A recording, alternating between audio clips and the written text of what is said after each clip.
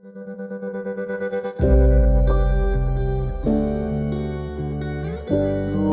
glory, glory, glory be to God in the highest height.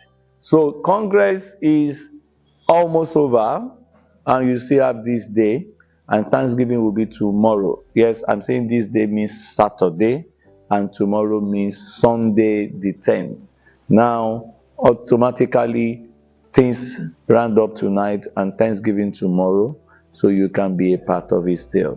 The Lord bless you as you do so. Wow. Now we want to conclude on catalyst to positive repositioning. We said that when it comes to repositioning positively, it is God that does that, because the Bible says it is only the blessing of God that makes rich and had no sorrow to it. It's only God that promotes you and nobody can bring you down.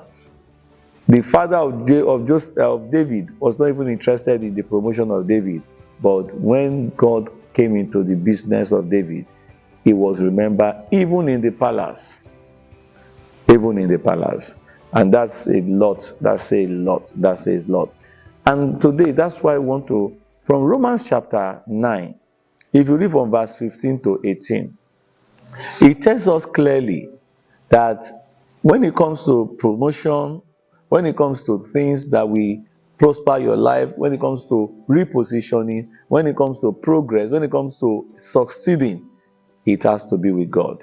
He says that I will have mercy on whom I will have mercy, and I will show compassion to whom I choose.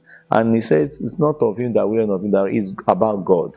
Wow. And he said to concerning Pharaoh, for this purpose I have raised him up to destroy him. Sir, if God has refused you, if God say no to your matter, you are done. And that is why you must curry God's favor.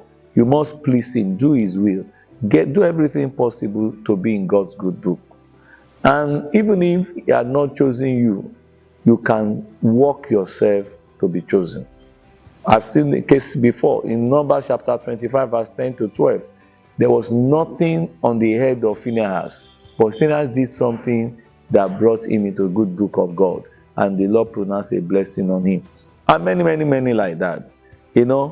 So you can choose to get yourself into the heart of God and become repositioned for good. I conclude by reading to you Luke chapter 5 verse 2 and 3. Good News Translation. He saw two boats put up on the beach. The fishermen had left them and were washing their nets. Now look at verse 3. This is where mercy counts. There are two boats. There are other boats, but he saw two. And the fishermen are not in it. So it's not about I like this guy's face. But when the grace of God's mercy is upon a life, when God is out to bless you, look at what happened. Jesus got into one of the boats. It belonged to Simon. Simon was not in his boat, but Jesus chose the boat and asked him to push off a little from the shore. Jesus sat in the boat and taught the crowd. I'm sure you know the story. That was the day Simon Peter got a miracle that we call net breaking miracle, because God chose his boat. I pray for you. May God choose your boat. May God choose my boat. May God choose our boat. May God choose the boat of our country. May God choose the boat of his church and prosper us beyond measure, so that we'll be positively repositioned to enjoy the blessing of God. The Lord bless you. The Lord keep you. We'll see you again next week. There'll be a skeletal service in our church tomorrow. That's Sunday the 10th. God bless you.